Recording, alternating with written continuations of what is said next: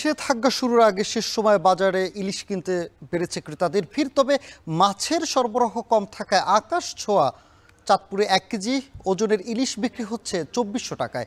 এ নিয়ে বিস্তারিত জানাতে চাঁদপুরের বড় স্টেশন মাছ ঘাট থেকে যুক্ত হচ্ছেন সহকর্মী তালহা জুবায়ের। তালহা, জানাবেন শেষ সময় বাজারে ইলিশের সরবরাহ কেমন আর কেমন দামে বিক্রি হচ্ছে?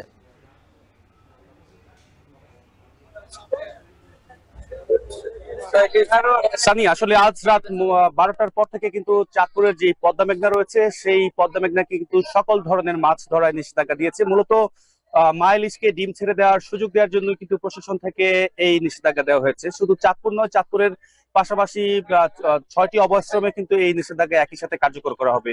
এই সময়টাতে কিন্তু কোনো ধরনের মাছ কিন্তু জেলেরা আহরণ করতে পারবে না।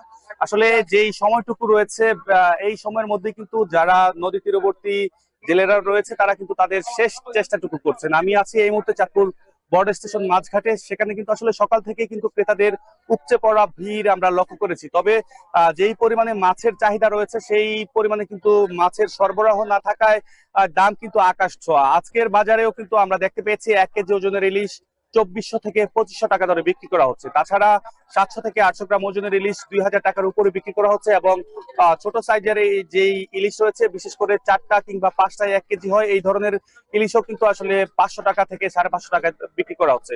আমি আসলে বাজার ঘুরে যা দেখতে পেয়েছি, সকাল থেকে কিন্তু ক্রেতাদের যে চাপ ছিল তা কিন্তু আসলে ক্রেতাদের চাপ কিন্তু এখনো আছে। দূর দূরান্ত থেকে কিন্তু আসলে মানুষজন আসছে মাছ কেনার জন্য, কিন্তু মাছের সরবরাহ না থাকায় কিন্তু আসলে যে দাম বিক্রেতারা হাঁকাচ্ছে, অনেকে কিন্তু আসলে এই দামে মাছ নিতে পারছেন না। অনেকেই কিন্তু আসলে হতাশ হয়ে কিন্তু ফিরে যাচ্ছেন। বিশেষ করে যারা নদীর তীরবর্তী জেলেরা রয়েছে তারা কিন্তু আসলে এই যে সময়টুকু রয়েছে রাত 12টার আগ পর্যন্ত তারাও কিন্তু প্রাণপণ চেষ্টা করে যাচ্ছে তাদের জালে ইলিশ ধরার জন্য। শেষ সময়টুকু আসলে তারা কাজে লাগানোর জন্য কিন্তু আসলে আসছে এবং যেই পরিমাণে মাছ তারা পাচ্ছেন তা নিয়ে কিন্তু ছুটে আসছেন বাজারগুলোতে। আমার পেছনে কিন্তু আসলে আপনি যে দেখতে পাবেন জেলে যেই নৌকা রয়েছে সেই নৌকার ভিড়, এবং আজকের পর থেকে কিন্তু তারা কিন্তু তাদের জাল এবং নৌকা তীরে তুলে ফেলবেন।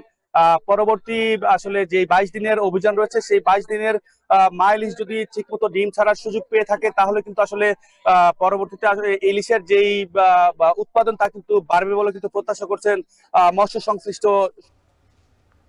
কাল থেকে শুরু হচ্ছে ইলিশ মাছ ধরায় নিষেধাজ্ঞা, সে খবর জানাতে চাঁদপুর থেকে যুক্ত ছিলেন সহকর্মী তালহা জুবায়ের।